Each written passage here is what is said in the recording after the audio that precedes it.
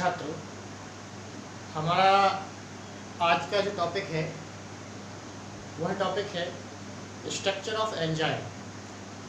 पिछले कुछ टॉपिकों में हम एंजाइम के बारे में चर्चा कर रहे हैं कि एंजाइम क्या है, उनके क्या विशेषता है, उनके क्या गुण हैं, उनका नामकरण कैसे किया जाता है।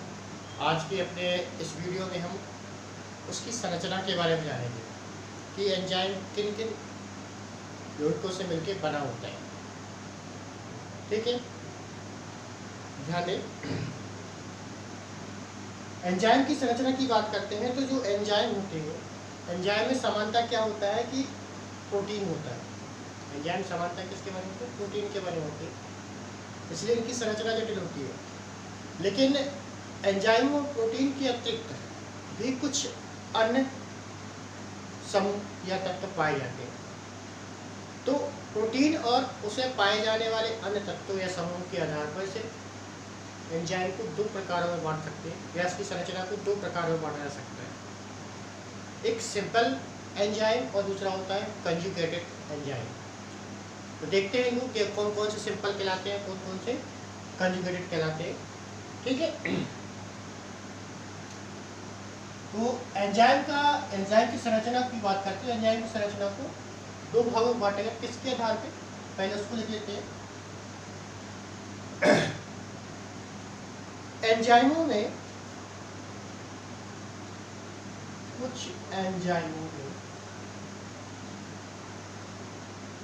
प्रोटीन भाग के अतिरिक्त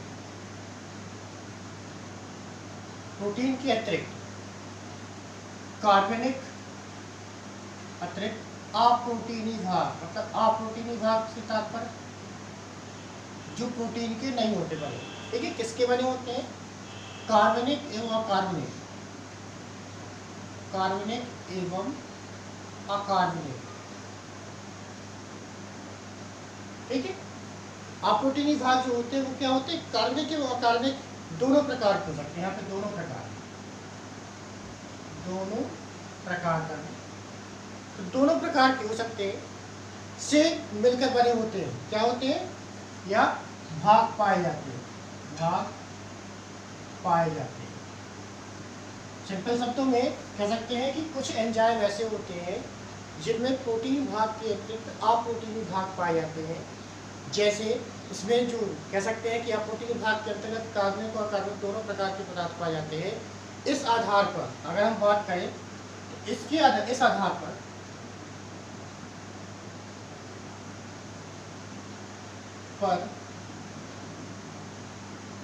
एंजाइम निम्न प्रकार के होते हैं। पहला आता है कौन सी? अब प्रोटीनी और अप्रोटीनी भाग के आधार पर दो प्रकार में बांट दिया गया। एक होता है सिंपल एंजाइम। अब सिंपल एंजाइम किसे कहेंगे? तो आप बता सकते हैं कि ऐसे एंजाइम जिसमें क्या होता है, जो केवल प्रोटीन के बने होते हैं और जल गठन कराने पर क्या करते हैं? अमीनो एसिड देते हैं। वे एंजाइम जो केवल प्रोटीन के बने होते हैं।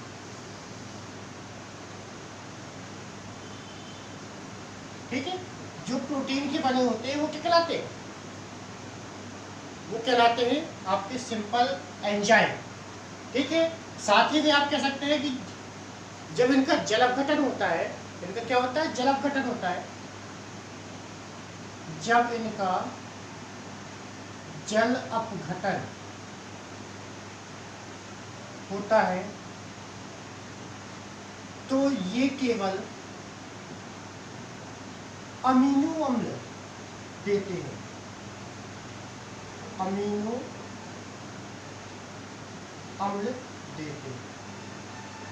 ठीक है, मतलब ऐसे एंजाइम जो केवल प्रोटीन के बने होते हैं और जल अपघटन कराने पर क्या देते हैं? केवल अमीनो अम्ल देते हैं। तो उसे हम क्या कहते हैं? सिंपल एंजाइम या सरल एंजाइम कहते हैं। ठीक है, जैसे पेप्सिन, पेप्सिन हो गया, ट्रिप्सिन, ट्रिप्सिन, इसके बाद है कीमोट्रिप्सिन, कीमोट्रिप्सिन, ठीक है। तो ऐसे एंजाइम क्या होते हैं? Simple enzyme. दूसरा है आपका इसमें कॉन्जुगेटेड एंजाइम। अब कॉन्जुगेटेड एंजाइम कौन से कहलाते हैं? इनको कहते हैं संयुग्मित एंजाइम, ठीक है। ये तो सिंपल प्रोटीन के बने थे। अब संयुग्मित इलेक्ट्रॉन से तात्पर्य है कि ऐसे एंजाइम जिनमें प्रोटीन भाग के अतिरिक्त क्या पाया जाता है? अप्रोटीनी भाग पाए जाते हैं, उसे क्या कहते हैं? कंजुगेटेड कहते हैं, ठीक है। तो आप कह सकते हैं वे एंजाइम जिनमें प्रोटीन भाग के अतिरिक्त,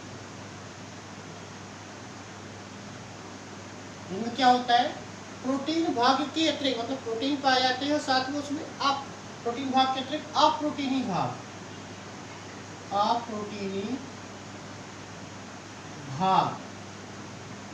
पाए जाते हैं, ठीक है। प्रोटीन के अतिरिक्त क्या पाया जा रहा है? अप्रोटीनी भाग पाए जा रहे हैं, तो उसे हम क्या कहते हैं? कंजुगेटेड एंजाइम कहते हैं। और इसकी जो अप्रोटीनी भाग होता है, उसे अप्रोटीनी भाग को प्रोस्थेटिक समूह कहा जाता है। आप बता सकते हैं कि इसके अप्रोटीनी भाग को प्रोस्थेटिक समूह कहते हैं, ठीक है। इसके प्रोटीन का जो भाग होगा, दो भागों से मिलकर बना, प्रोटीन भाग और अप्रोटीन भाग। तो इसका जो प्रोटीन भाग होता है उसे क्या कहते हैं? प्रोस्थेटिक समूह कहते हैं। तथा प्रोटीन अप्रोटीनी भाग को मैंने कहा प्रोस्थेटिक समूह, तथा अप्रोटीनी भाग को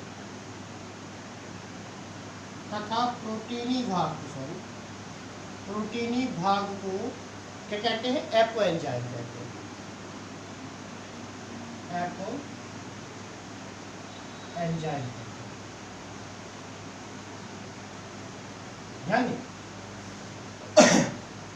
संयुगित प्रोटीन में पाए जाने वाले जो अप्रोटीनी भाग हैं उसे हम प्रोस्थेटिक समूह कहते हैं, और जो प्रोटीन वाले भाग होते हैं उसे हम क्या कहते हैं? एपो एंजाइम कहते हैं। तो मतलब समान तौर पे जो कंजुगेटेड एंजाइम होते हैं ये प्रोटीनी भाग और अप्रोटीनी भाग से मिलकर बने होते हैं, या कह सकते हैं कि ऐसे एंजाइम जो प्रोस्थेटिक, जिसमें क्या पाया जाता है? प्रोस्थेटिक समूह और एपो एंजाइम आपस में मिलकर बनाते हैं, तो उसे क्या कहते हैं? संयुग्मित या कंजुगेटेड प्रोटीन कहते हैं, ठीक है।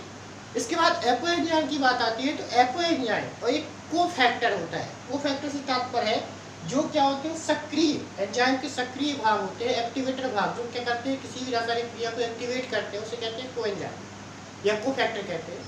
तो जब एपो एंजाइम और कोफैक्टर, जब एपो एंजाइम एवं कोफैक्टर, ठीक है, एपो एंजाइम और कोफैक्टर आपस में जुड़ते हैं, आपस में जुड़े होते हैं,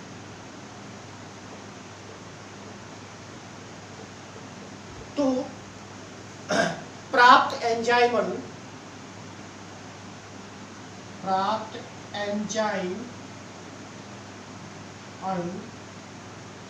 क्या कहलाएगा? होलो एंजाइम कहलाएगा, होलो एंजाइम कहलाते हैं, ठीक है। क्या कहलाता है? Holo enzyme. तो यहाँ पर परिभाषा बन जाती है होलो एंजाइम की कि जब एपो एंजाइम और कोफैक्टर आपस में जुड़कर जो एंजाइम अणु प्राप्त, मतलब इनकी जोड़ने से जो एंजाइम अणु प्राप्त होता है उसे हम क्या कहते हैं? Holo enzyme. तो होलो एंजाइम को बता सकते हैं आप कि होलो एंजाइम किससे कहते हैं? तो आप बताएंगे कि प्रोटीन, मतलब एंजाइम के एपो एंजाइम वाला भाग और साथ में कोफैक्टर अर्थात उसको एक्टिवेट करने वाला भाग आपस में जुड़कर जिस एंजाइम की रचना करते हैं उसे क्या कहते हैं? होलो एंजाइम कहते हैं, इसके बाद अगला पॉइंट बता सकते हैं कि जो प्रोस्थेटिक समूह होता है, प्रोस्थेटिक समूह जब अकार्बनिक हो, मतलब बिना कार्बन का बना हो। हमने यहाँ कहा था कि कार्बनिक और अकार्बनिक दोनों प्रकार हो सकते हैं। तो जब प्रोस्थेटिक समूह अकार्बनिक होता है, तो जब प्रोस्थेटिक समूह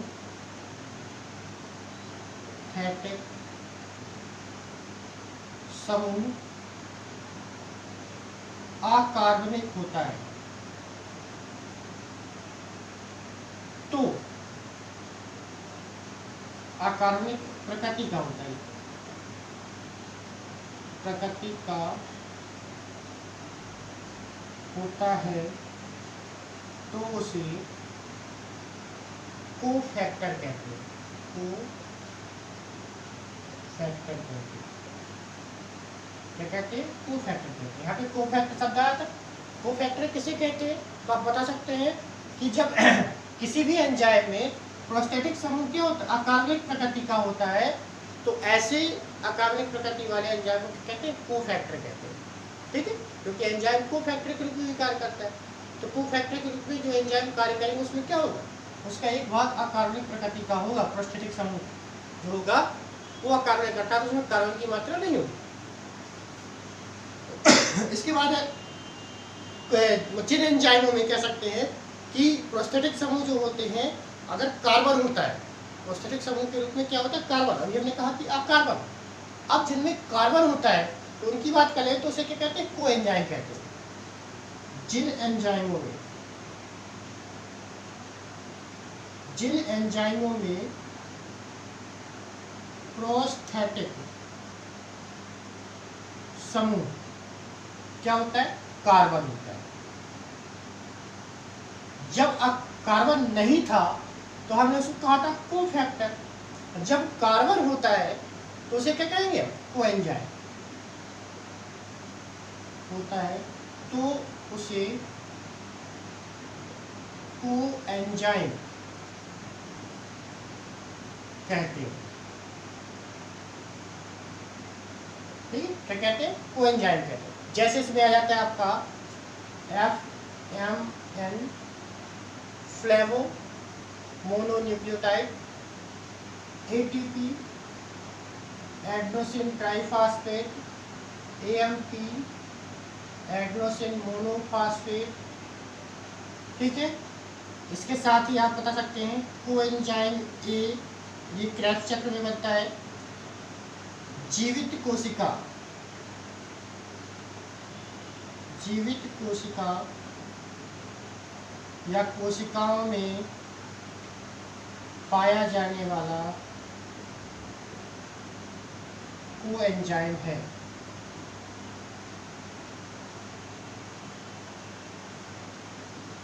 ठीक है, कोएंजाइम की परिभाषा क्या बताएंगे आप, कि जिन एंजाइमों में क्या होता है, प्रोस्थेटिक समूह के रूप में क्या पाए जाते हैं, कार्बन पाए जाते हैं, उन्हें हम क्या कहते हैं, कोएंजाइम कहते हैं। जैसे कि ATP, FMN और साथ में AMP, ये क्या है, जीवित कोशिका में पाए जाने वाले प्रमुख प्रकार के प्रमुख कोएंजाइम माने जाते हैं। ठीक है, इसके बाद ऐसे एंजाइम जिनकी आणविक संरचना और कह सकते हैं कि भार भिन्न भिन्न होते हैं, वे एंजाइम जिनकी आणविक संरचना एवं आणविक भार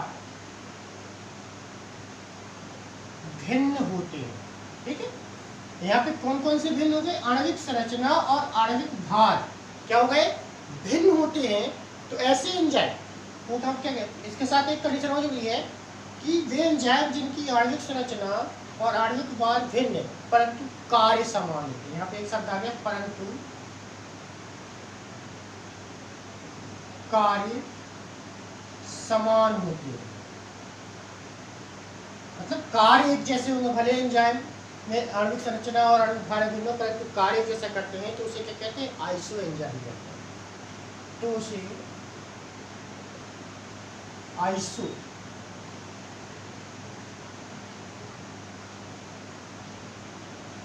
एंजाइम कहा जाता है। यहाँ पे आइसो एंजाइम। आइसो एंजाइम किसे कहेंगे कि वे एंजाइम जिनकी आणविक संरचना और आणविक भार भिन्न परंतु कार्य एक जैसे होते हैं, उसे हम क्या कहते हैं, आइसो एंजाइम कहते हैं। ठीक है। अब आइसो एंजाइम के बारे में कहा गया है कि लैक्टिक एसिड डिहाइड्रोजिनेज, जैसे इसमें आप बात की गई है इसमें एजी के बारे में, लैक्टिक एसिड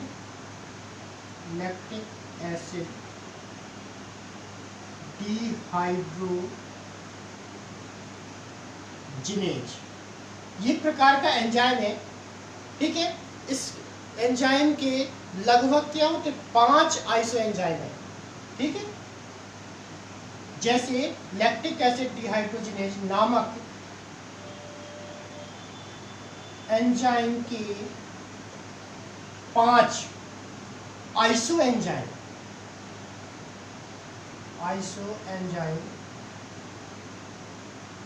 जंतु कोशिकाओं में पाए जाते हैं। विभिन्न जंतु ऊतकों में पाए जाते हैं,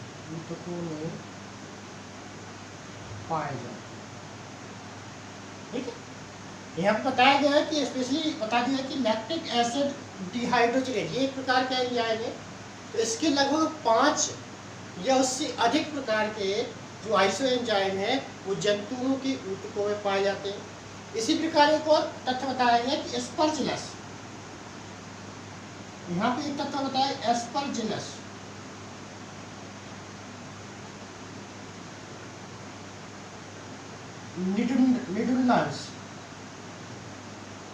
निडुल्लांस ये कह सकते हैं नामक कवक, ये कवक है में पाया जाने में एटीफेज से तात्पर्य है कि एटीपी का निर्माण करने वाला जो एंजाइम होता है उसे कहते हैं एटीफेज के 3 आइसो एंजाइम पाए जाते हैं। आइसो एंजाइम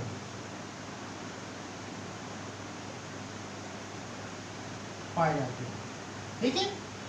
पहली स्थिति क्या बताया गया कि लैक्टिक एसिड डिहाइड्रोजिनेज के नामक जो एंजाइम होता है उसके 5 आइसो एंजाइम किससे पाए जाते हैं, विभिन्न प्रकार के जंतु ऊतकों में पाए जाते हैं। उसी प्रकार एस्परजिलस निडुल्लांस नामक जो कवक होता है उसमें एटीफेज के 3 आइसो एंजाइम पाए जाते हैं। ठीक है। इसके बाद इसमें अगला पॉइंट बना सकते हैं कि कुछ एंजाइम क्या है दूसरे एंजाइमों पर निर्भर रहते हैं। ठीक है। कुछ एंजाइम दूसरे एंजाइमों पर निर्भर होकर क्या करते हैं, उनके साथ क्या एक श्रृंखला बना लेते हैं। ऐसे एंजाइमों को क्या कहते हैं, ऐसे एंजाइम कहते हैं संयुक्त एंजाइम, या कुछ एंजाइम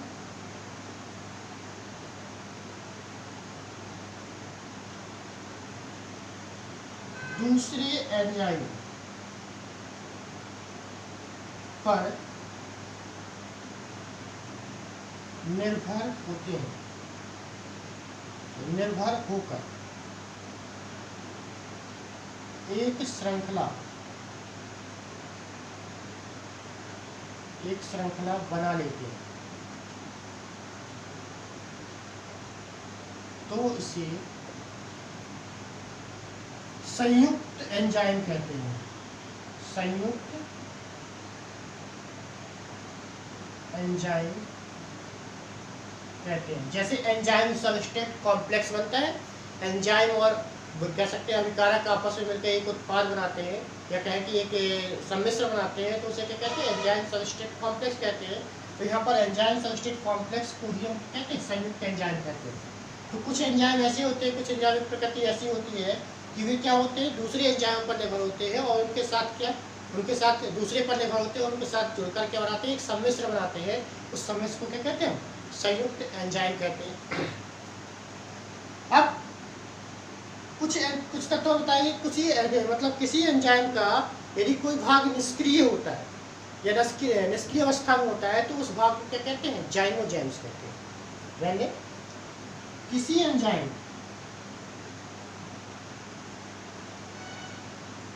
एंजाइम के निष्क्रिय या कह सकते हैं किसी एंजाइम के जो निष्क्रिय भाग होते हैं या निष्क्रिय अवस्था होती है, जब कोई एंजाइम निष्क्रिय अवस्था में होता है, निष्क्रिय भाग में होता है, कह सकते हैं निष्क्रिय भाग या अवस्था, ठीक है। किसी एंजाइम का जो ऐसा भाग होता है जो निष्क्रिय होता है या स्वयं एंजाइम क्या होता है, निष्क्रिय अवस्था में होता है, तो उसे क्या कहते हैं, तो जाइमोजाइम, जाइमोजेम्स कहते हैं, क्या कहते हैं, जाइमोजेम्स कहते हैं। अब जाइमोजेम्स क्या है, तो आप बता सकते हैं कि किसी भी एंजाइम, कुछ एंजाइम क्या होते हैं कि निष्क्रिय भाग या अवस्था पाई जाती है, तो उसे क्या कहते हैं, हम जाइमोजेम्स के नाम से जानते हैं। जैसे लीजिए बताया गया इसमें ट्रिप्सिनोजेन, ट्रिप्सिनोजेन, जेन शब्द लगा है, ट्रिप्सिन नामक एंजाइम, ट्रिप्सिनोजेन जो होता है वो ट्रिप्सिन नामक एंजाइम का क्या है, जाइमोजेन है, का जाइमोजेन से, ठीक है। ट्रिप्सिन नामक एंजाइम का जाइमोजेम्स किसे कहते हैं, ट्रिप्सिनोजेन को कहते हैं, ठीक है। इसके बाद अगला पॉइंट आता है इसमें कि ऐसे आरएनए जो क्या करते हैं, एंजाइम की तरह कार्य करते हैं, उसे राइबोजाइम कहते हैं। तो पहले भी बता चुके हैं हम कि वे आरएनए जो एंजाइम की तरह कार्य करते हैं उन्हें राइबोजाइम कहते हैं, ठीक है। वे एंजाइम जो क्या करते हैं, वे आरएनए जो एंजाइम की तरह कार्य करते हैं उसे क्या कहते हैं, राइबोजाइम कहते हैं। लास्ट बिंदु हम इसके अंतर्गत देखेंगे कि राइबोजाइम जो एक कह सकते हैं कि आरएनए है और एंजाइम की तरह कार्य करता है, तो उसे उसकी जो खोज की थी उसके बारे में बताया गया है कि राइबोजाइम की खोज